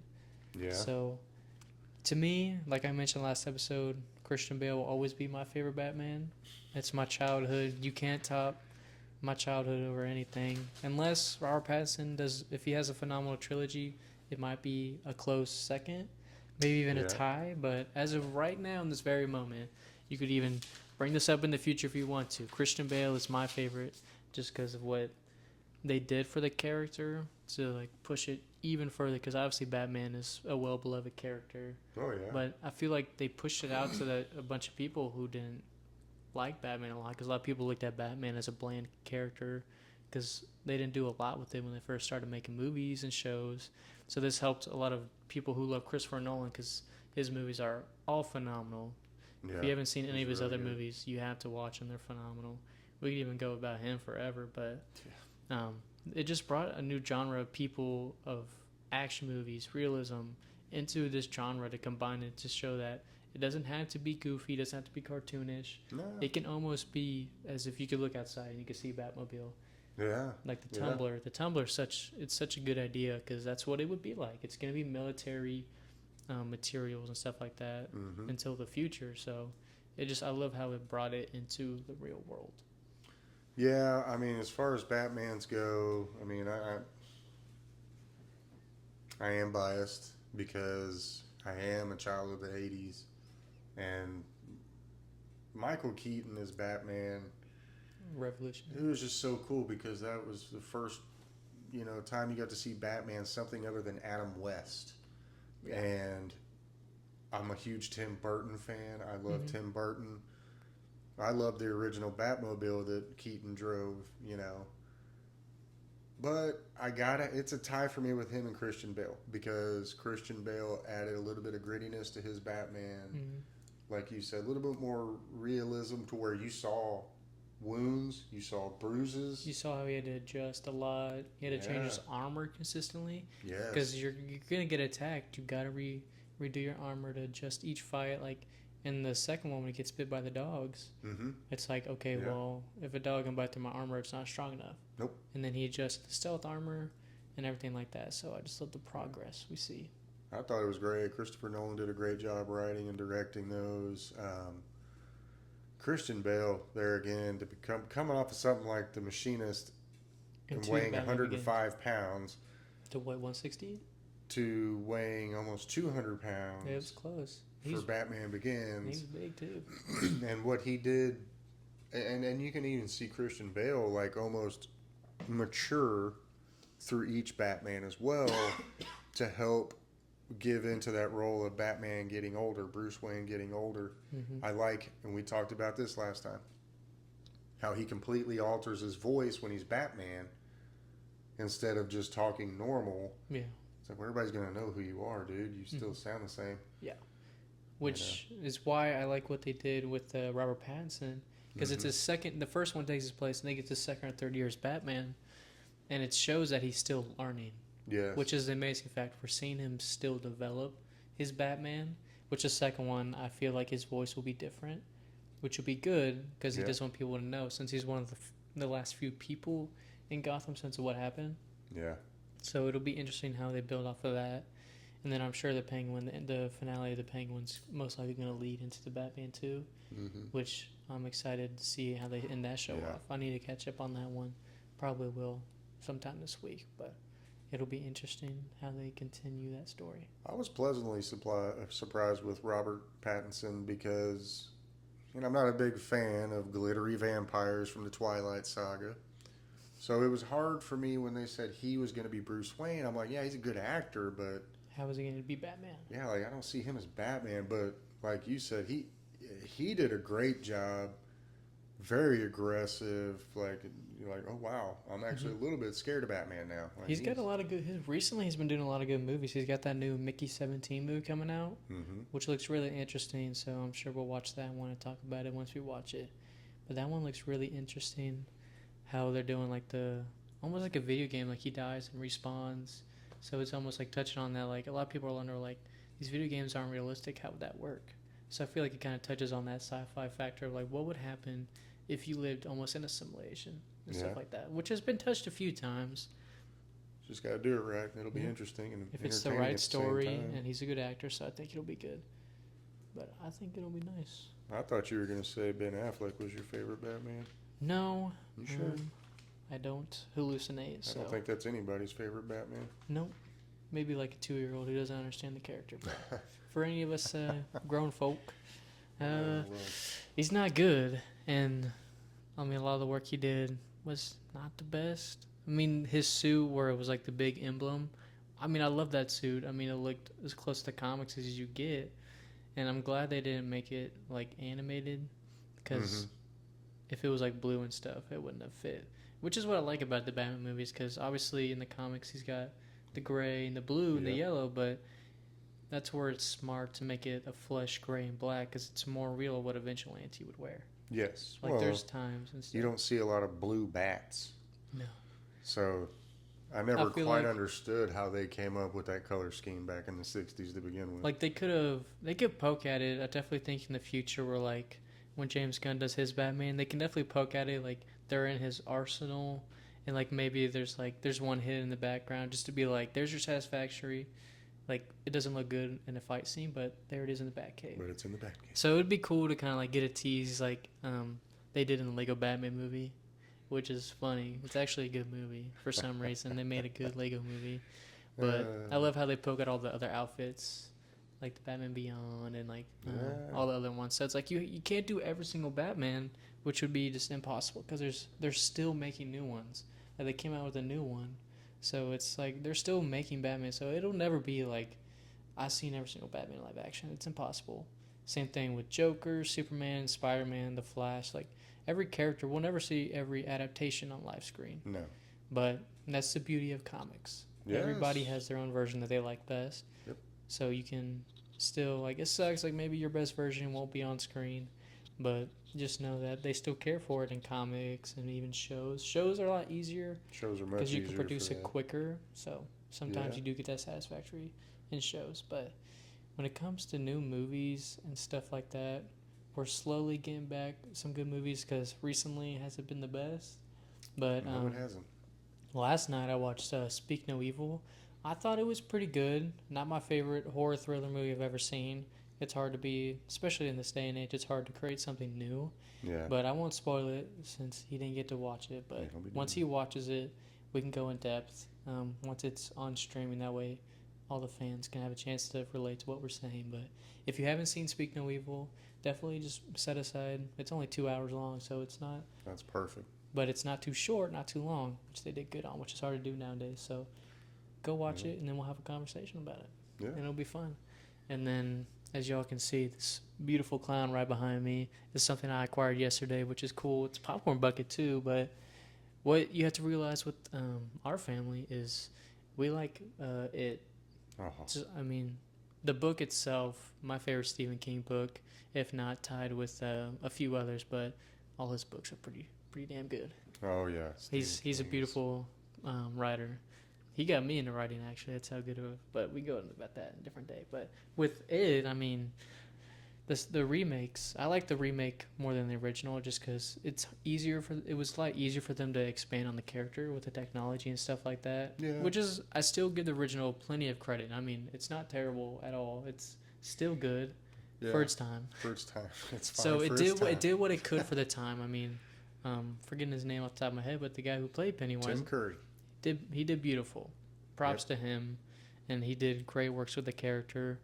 Bill Skarsgård, to me, I feel like he did better. When you don't need CGI to move your own eyeball, And he looks point creepy. your own lips, and drool, You're just destined to do it. What can I you're, say? you're meant to be a killer clown in Stephen King's universe. Yeah, Bill Skarsgård was absolutely terrifying. Made me fall in love with that movie all over again. It made me get back into that book, and it's just like they touched on so many small details that you didn't think they could, and it's just like at the beginning of the first one, oh my god, the nod to the turtle is such a small nod to the book, but it's such a big fact in the book that they couldn't touch on the original, and that was so awesome to me. It's like that's definitely, and then we saw Stephen King in it at the bike show. Of course. It's like he's got to get his little cameo, so he's got his own little universe and everything, but. I don't care what anybody says. There's a lot of detractors. I will watch any Stephen King adapted movie because I know they're not all book accurate. But they're such good stories. But they're all pretty much entertaining. Oh, yeah. I mean, even a Green Mile, something that's not even supposed to be scary, it's just supernatural. But that is such... If you haven't seen The Green Mile, I don't know what you're doing. It's such a beautiful movie. First time you watch that one's going to hit deep. It's gonna get you hard. pretty tough right there. It's and like, it'll make you question some things in your life. You're like, wow. But I mean, I've been watching Stephen King films since I was 5 years old. I've been reading his books since I was able to read. They're just phenomenal. I mean, I was watching one the other day with my mother, Silver Bullet, Corey Haim. You know, it's just, they're fun to watch because they're so outlandish because of the way he writes his books. It's He's not so stuff creative. that would really happen No, for the but most part. His mind is just extraordinary. It's like how much free time did you have, man? Some phenomenal stuff. Way too much free But time. hey, he profited off it, so I bet he's not complaining. No, I'm sure he's not. His whole family set off what he did, but it's just phenomenal. Continuing with the that genre of horror. Yesterday, one of the trailers I saw that got me and my brother very excited was the Wolfman trailer. So I don't know if you saw that one yet, but it looks pretty good. There's also coming out Nosferatu. That looks awesome. The OG vampire. I think Bill Skarsgård is him. He is him. Because someone mentioned he's in the movie, and I watched the trailer, and I was like, I didn't see him. He is. But that Nosferatu. stature I saw, I was like, that's Bill Skarsgård. It's a tall They dude. made him look so creepy.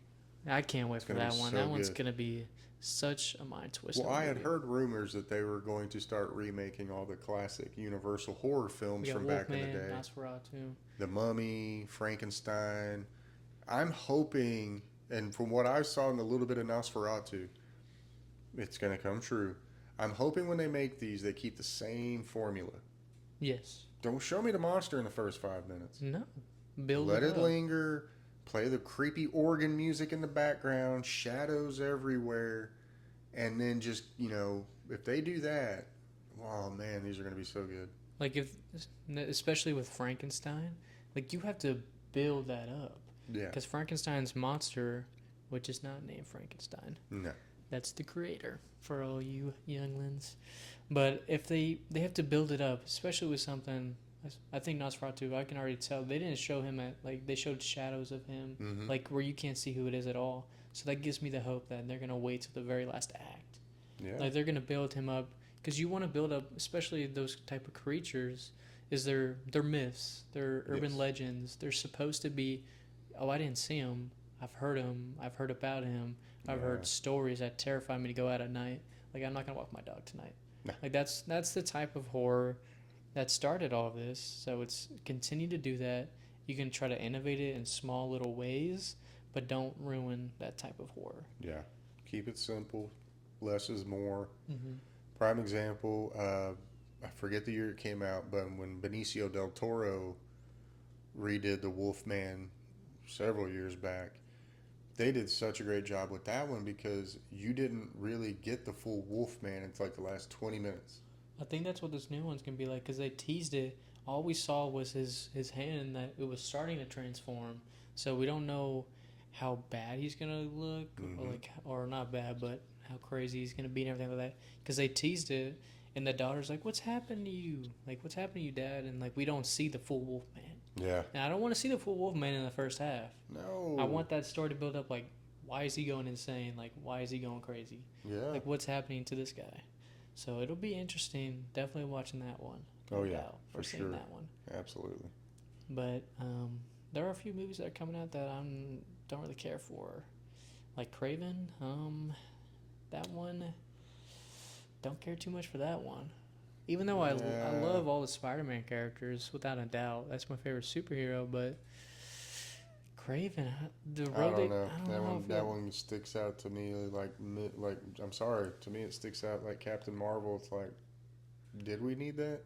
Because it's pointless. It's Sony getting the last bit of money they can out of it. And that's really what it is. I mean, because everybody knows after these last few movies, Sony, and they're probably going to lose all the rights to all these characters. I'm sure they will. Because Spider-Man 3, we see all these characters in the sky, so it's like we're getting the rights to it for Marvel. So Sony's got, probably a few left in the contract, and they're done. Yeah. That's why they're pushing out the last Venom, the Craven movie. I don't know if they have any other ones lined up. Definitely not a Man of Web 2, that's for sure. Let's hope not. That first one bombed. Let's hope not. So this one, I'll probably watch it, but I'm not excited to see it. It'll be interesting to see. Rhino, we get a comic accurate Rhino, but his face looks weird. Yeah. It's because he's got the grayish armory skin on his face, so they're kind of. I'll give it a watch. We'll see. They're touching on things, but I don't know how I feel about it. And then there's a few other ones. I know Baby Sister's gonna love Moana 2. I'm surprised they even made a second one after they announced a live action one. So I feel like it's a money grab with the second one. It is. It's just another way for The Rock to get another paycheck. Yeah, he likes those. So. Speaking of that, in the comments, if you like to talk about pro wrestling, comment that we'll as talk well. about pro wrestling, yeah, any day of the week. Another topic of choice, if anybody chooses. But yeah, I'm sure it's just another way for The Rock to get more money. He's got to be everywhere at the same time. The dude's all over the place. I don't know how I don't think he has free time, to be honest. Well, between working out and doing movies, I guess not. No. And then he's got family, but I don't know. Well, guess we'll see. But what's that? He's doing that one movie. They might have finished already, but he was that one MMA movie where The Rock is portraying MMA. I'm blanking on the movie name right now, but they cover all his tattoos up and they give him, I think, a big old nose. But so it'll be interesting. I know they gave him a prosthetic nose on his face. So it wasn't ugly enough. Let's give him a bigger nose. Yeah.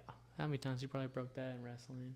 I feel bad for those guys. They broke their nose. I mean, you hurt yourself doing Plenty that. of times. Too many times. But I mean, also, I mean, a lot of college news happened yesterday, so a lot of sports.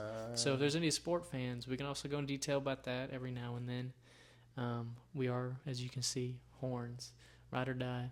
So a lot of big upsets yesterday. I mean, a lot. Vanderbilt beating #1 Alabama.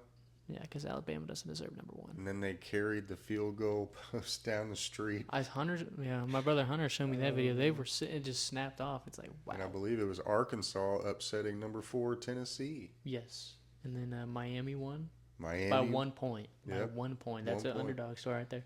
But Vanderbilt, I was talking with Hunter, one of his roommates, last night. I think they were 0-60 against like top schools. Yes. So this was like Vanderbilt was the true underdog movie. Like I was like, 15 years they're gonna make a movie about that. Just watch. It's gonna be a movie or a documentary. So it's gonna happen. But it was just crazy just to see Vanderbilt out of all teams to beat #1 Alabama. Well, I love how that happened because the way that college football is, they've always held Texas down. We never get the top ranking. It doesn't even matter when we are the best. Yeah. We were #1 2 weeks ago. Did not lose, but just because we didn't win at a percentage that Bama did, they put Bama over us. And I just thought it was ironically funny that the next week it's like they lose to that and team. then they lose to a team like that. And it's like, well, that's what you get. They should have stayed down. They should have just taken Georgia's spot, the team they beat. Mm-hmm. They should not have jumped an unbeaten #1 team. No. And I just think it was hilarious. I love it. I love watching Alabama and Oklahoma lose. I could it's a great time. make a hobby out of that. I mean, the Horns are doing good this year. They're doing really good if we can just I'm stay excited healthy. to see how the rest of the season goes. Oh, yeah. But it's the only good Texas team right now. Man, Cowboys are just disappointing us. We need new quarterbacks. What we need. We need a new owner, new coach. I mean, we got a lot of rebuilding to do, to say the least. We'll keep CeeDee Lamb. We'll keep him. Yeah, I think it's because our team doesn't have a lot of chemistry. Like every now and then you'll see a couple of players get mad at each other, but that's not what you want on the football field. No. That's why a lot of these college football teams are getting really good, is because of the NIL deals. It's like you can't be traded. So you're like, okay, well, I guess we're gonna build a brotherhood. Yeah. And a lot more. That's why I like to watch college football rather than the NFL, because college football you have a name to prove. Yes. You're trying to make a name for yourself, for your family. You're trying to go to the big leagues, so you're gonna do your absolute best every single game, every single play, no matter what. So I feel like with the reason that we have a lot of these schools you can't trade anymore, like you could, a lot of them are like, okay, well now we have 2 years in a row with the same team, so they're building each other up. They're learning each other's abilities, how they play with each other. They know their playbook. Because if you go to a different school every year, you're going to relearn the playbook again. Yeah. And that's difficult to do. It's not easy. I mean, I've never done it at the college level, but I bet it's not easy because so many people watch you. It can't be easy because every coach calls their plays differently. You've got to remember signals. You've got to remember code words and this and that, color codes that they'll use. Green, yellow, blue, 1 star. You're like, You have to remember that that's a wide right sweep to your running back. Like, yeah, especially those quarterbacks. Man, they're some smart guys. well, they got to be. Well, that's why they wear those little pads, too, that show them all the plays. I mean, football's evolving a lot over the last few years. One of the things I don't like about the NFL is the overtime rules. Mm-hmm. I mean, we saw what happened with the Bucks and that overtime. So that's really my biggest thing with the NFL is overtime. It's not like, I feel like it should be a continuation of the game, not a complete reset. Yeah.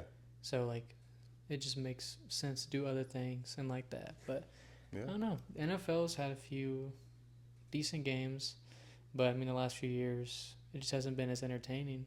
It's a lot of more media work than it is a sport. Well, and that's because I feel like the NFL has kind of fallen down the same path as professional boxing, and some people even claim MMA, where they're getting paid to win or lose. That's no longer in the athlete's hands. People say, case in point, look at all the Chiefs games. Watch all this stuff on TikTok and all these videos. Yeah. No. And I believe a lot of it because I'm even watching it on ESPN and I'm watching the analysts go over it and go, how is this not a penalty? How do you not call this? But it is clearly being ran by somebody is what Yeah. it seems like, and it's just, to me, it's not fun anymore when it's like, okay, now I don't think that this is a genuine game. I think this is all a sham. This is all fake to me now. Yeah, and then they even poked at it in one of their when they had what's his name from Jordan and Peele Yeah. or Jordan and Keith. They had that one commercial with their like they made a joke that it was scripted, and it's shown that it possibly could be. I don't know, like if it's every play is not scripted, but they probably say you have to win, you have to lose in certain games. Yeah. I mean, playoffs, you see some of the dumbest flags pulled in playoffs. Sometimes you're like, how did that not get a flag? So I feel like you can definitely tell there's some times where it's convincing. Other times you're just like, maybe that's just the worst ref I've ever seen in my life. I mean, sometimes, yeah, I mean, I get human error.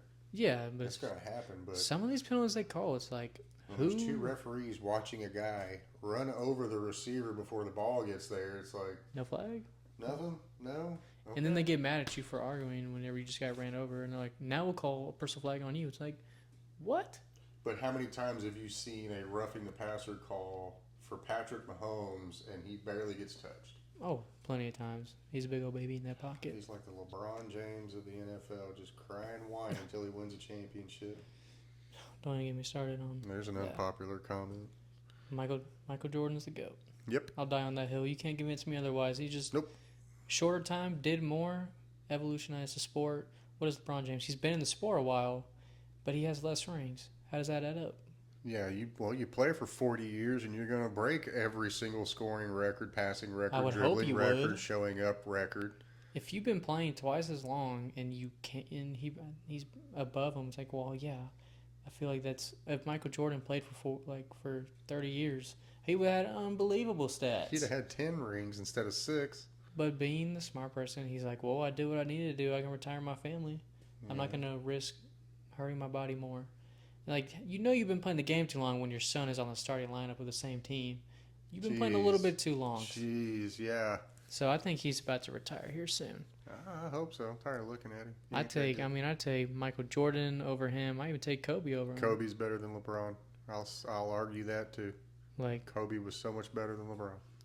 Like whenever he passed away, Michael Jordan said like they never talked about who was better between the two of them. They just talked about the sport. It's like because they both know like they both changed the sport in their own way. Yes. And that's what I like to look as a good thing in sports. I don't care how many stats, how much you get paid a year. Are you doing good in the sport? Are you changing the sport in a good way? Yeah. Like Shaq changed the sport. I mean, after he got in the league, I mean, you see how many centers were as big as Shaq. It's like, okay, maybe I can't shoot. There's something I can still do on the court. Yeah, break the backboard. I mean, he's got a whole tree of basketball rims, so that shows you how big of a man he is. But yeah, Shaq is also just a funny guy, so he also helped bring a lot of he's hilarious. A lot of that aspect to the sport, where it's like you can be serious, but we can also have fun. Oh, he has fun. He has fun. One of my favorite clips is when Chris Rock is trying to joke around with Kobe. He's just sitting there and he's not laughing at all. That was the big thing with Kobe is he knew when it was time to play. Yeah. And then everybody knows the famous quote. They're up, I think, 2-0 in the finals, and they're like, "You're not satisfied?" He's like, "Job's not finished." That's the mentality you need with the sport. It's like, okay, I won a game. It's a series. Yeah. I'm not satisfied until I know I beat that team in the series. Yep. And that shows you the mentality he brought for a lot of the future talent. And there is still good talent nowadays, but the sport has changed a lot. A lot of sensitive players. I mean, every now and then I get it. Like, if you're getting, like, thrown around, like, that's different. Yeah. But, I mean, if you're going to put up a screen and you get hit, don't cry about it. You stood in the way. You need to let some of these guys have Dennis Rodman play defense on them. Oh, yeah. Because the way he used to play, the way guys like anybody from Detroit back in the day, the Knicks, the Celtics, it was a fight. You were just fighting on the court, basically, and you might take a shot here and there. Yeah, I mean, it was aggressive. I mean, that's the sport. When you look at playing street ball, I mean, it's not going to be sweet. No. You'll take some hits, but I mean, that's how the game is. I mean, you look at football. It used to be a lot more aggressive, which is good that they're trying to make it better towards less damage to the brain. That makes sense. I like how they're doing that just to save you. But I think Tua needs to relax. He needs to about to hurt him. retire. one more, and he's definitely gonna have to. He doesn't have a choice. He needs to go ahead and do it. But with multiple sports, it's hard. I mean, baseball has always been just about the same because it's one of those sports you can't change a lot.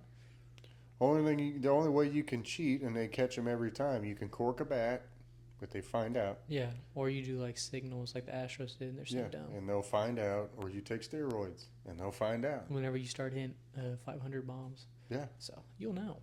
But I'm not that big into baseball anymore.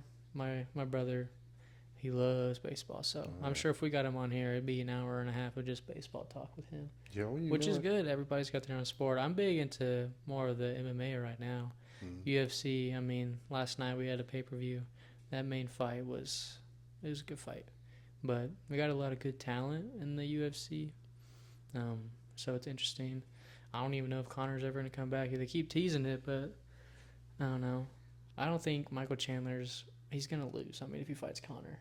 Yeah, I think so. Michael Chandler, there's so many memes, but every single person he calls out, he always loses. So it's like you had a few good moments. Learned your lesson by now. Not saying I can go in there and do any of that because obviously I'm not trained in that aspect. But if you're in that sport and you call out people and you lose every time, I mean, no one's gonna take you serious. Nah. Like when I look at Dustin Poirier, I mean, phenomenal fighter. Mm-hmm. Like, I mean, obviously you're gonna lose some. I mean, you're not perfect. Someone's gonna catch you. Like, you have a lot of phenomenal fighters. Sometimes they get caught with a hook or a leg kick. It's gonna throw you off. You can't predict everything in every aspect. So that's the beauty of fighting. You don't know when it's gonna happen. But you can tell.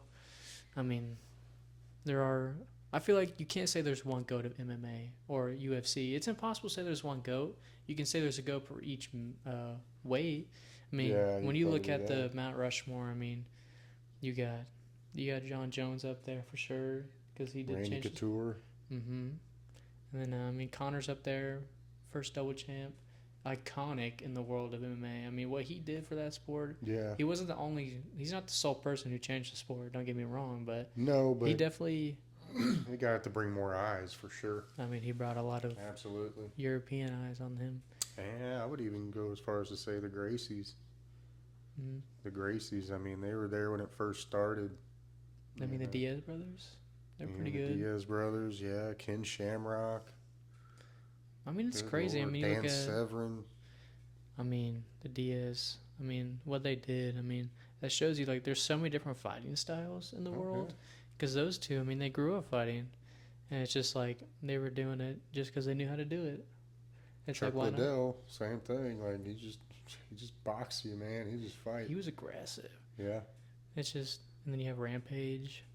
Rampage Jackson. Mm-hmm. Mr. T. I thought he did a great job as Mr. T. I liked him, yeah. It was pretty good.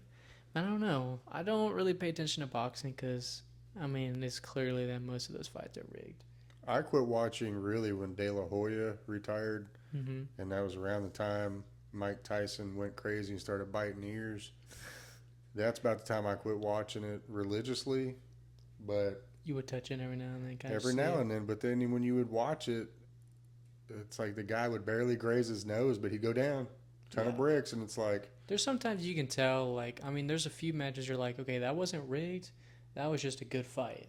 Yeah. Like, you'll catch those. Don't get me wrong, not every single fight is rigged, but there's been a few times it's like that hit. It's like, okay, I get if it was like the 8th round and you were beating each other to death the whole time. It's like the 2nd round, he barely grazes his chin.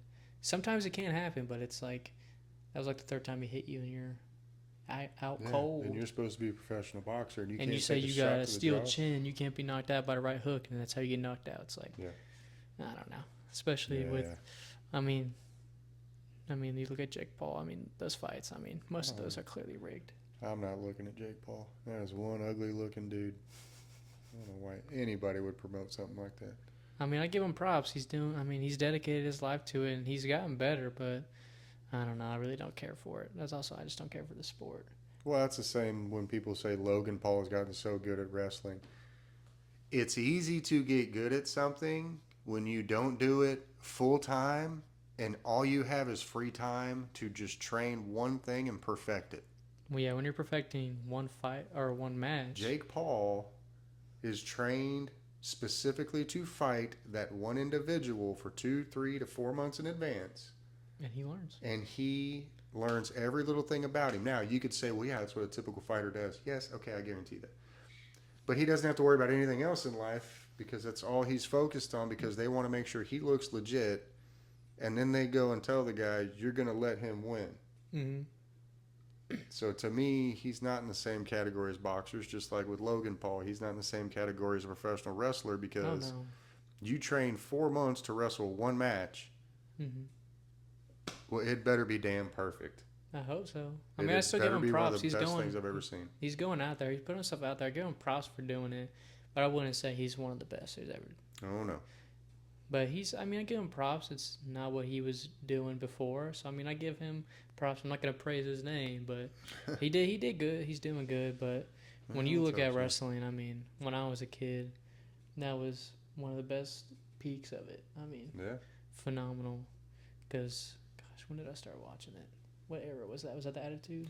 Oh, no, son. No. I don't get to share the Attitude era with you. No, I don't. You get stuck in the whole PG era with John Cena.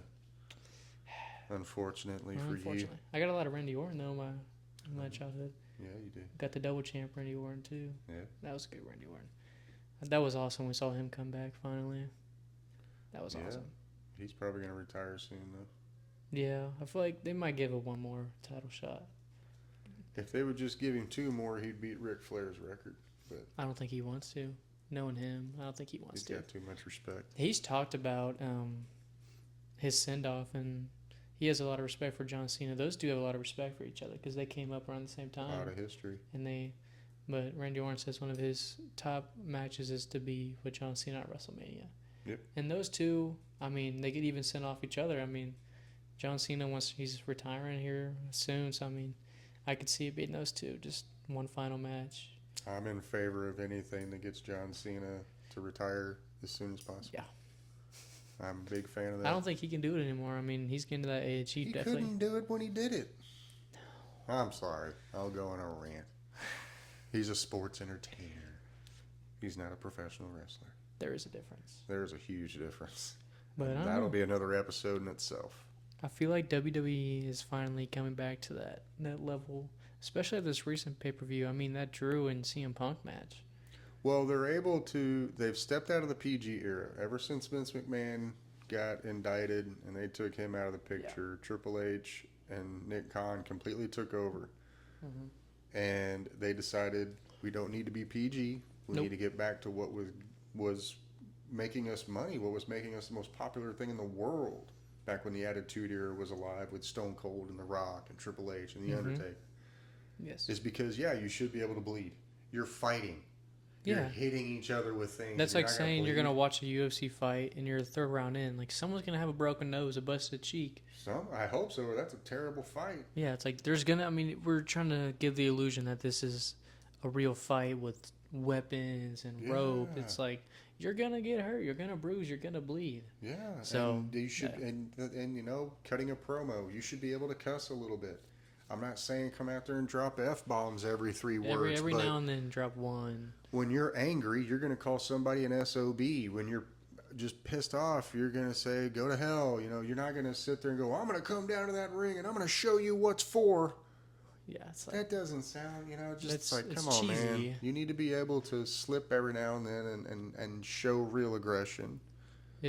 Plus, they're getting a Netflix deal at the beginning of the year. I didn't know that. Their Monday Night Raw show will be on Netflix. So that means, 1, no commercials. That'd 2, be awesome. They can pretty much say whatever they want. Because it's on a private streaming. Yeah. I'm surprised USA is letting them go. Well, they're going to keep SmackDown. So they're only losing a little bit, but I'm sure Netflix gave them a lot of money. Yeah. But, I mean, WWE has been doing really good. I love what they did with Drew and CM Punk match. I mean, that one spot where he hit the steel steps. I'm like, dude, he's been in the business for a while, so I'm not surprised he did it because he knows how to take those kind of bumps. But, man, straight back on the edge of a steel step, no thank you. I'll say no that every day of the week. That's a herniated disc, my friends. I mean, he landed, right above his, his hips. I'm like, dude. Yeah, but then feel good. I think they definitely went in there. Because, I mean, the way they fought, I mean, they built it up for a while. Like, it was going to be an aggressive fight. It wasn't going to be a bunch of just chops. And that's the point of a Hell in a Cell match, because you are so at each other and you have gotten to the point where there's no other way to get over this. It's the purest form of violence. Yeah.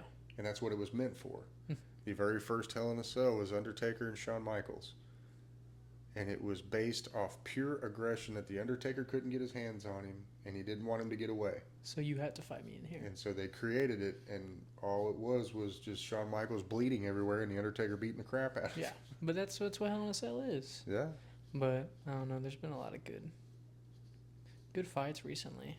Mm-hmm. And then one of the Usos showed up last night. Jimmy. Yeah, that's correct. Jimmy's back, and this is going to go into what I was talking to y'all about a while back.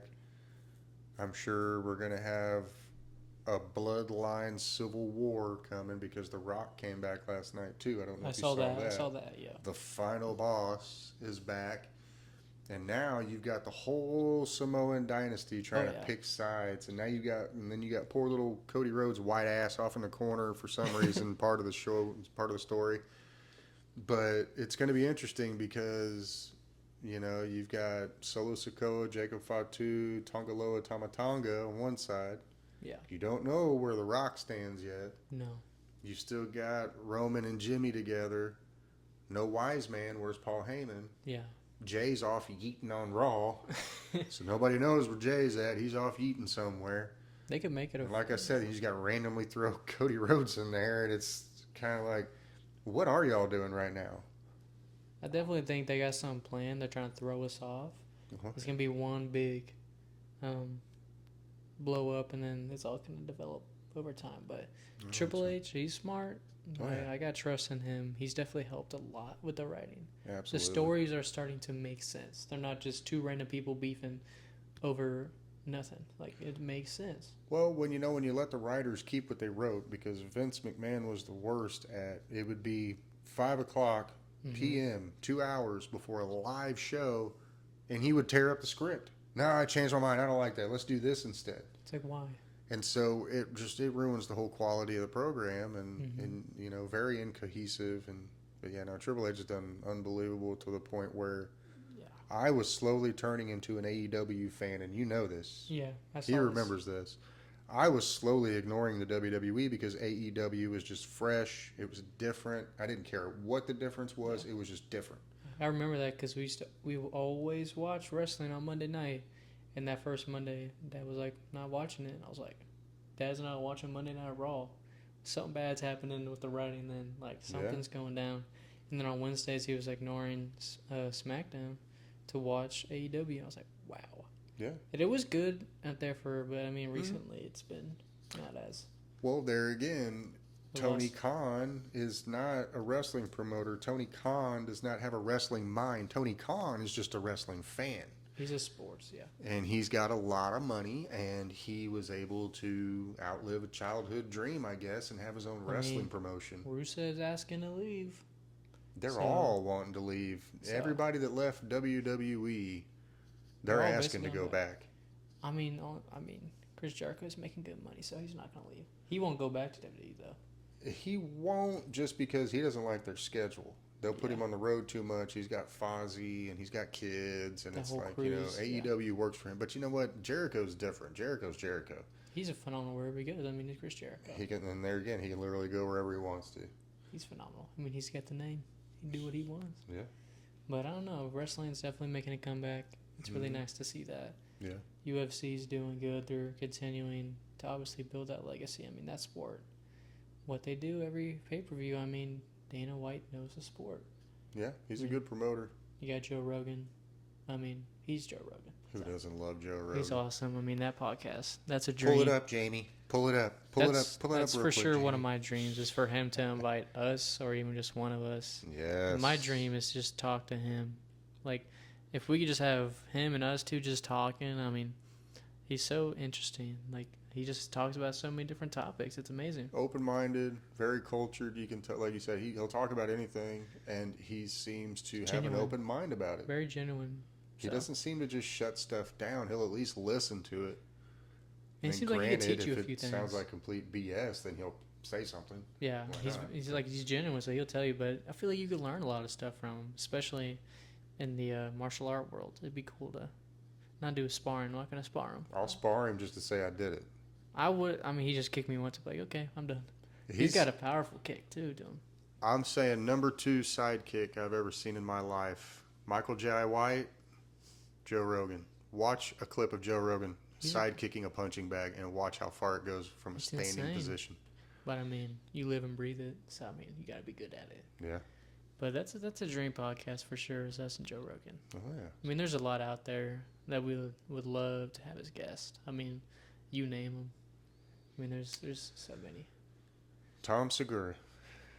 Oh yeah. I want to get both of them. It'd be I'm funny a huge fan of his. I love his comedy. He's good. He's hilarious. I want to meet Theo Vaughn. He's interesting. Theo's crazy. It'd be fun. It'd be a fun podcast to have the three of us just chatting it up because he can talk about anything. I mean, you've seen his clips. I mean, so many random things, but he can make anything interesting, let alone funny. He's got some funny clips. He can make anything awkward, a little bit. But I mean, everybody's different in their own way. But I think he's definitely awesome in that aspect. But there's also like people that are just not podcasters that we love to get on here.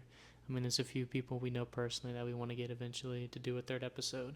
Yeah. So hopefully that can happen once we upgrade throughout the next, hopefully, months. And then here soon we're going to do a few, like, areas, like, not in my apartment. So we'll go, like, in nature, kind of just, like, I also want to branch out if we want to do, like, conversations about life, kind of like if anybody wants advice or if they want to just give us a topic to go off of. Yeah. We're more than open to do that. We'd love to interact with the fans. That's the whole point of this. Yep. We are talking with each other, but we're also talking to you. Mm-hmm. We want to get to know you as much as you get to know us. So that's a big thing with this.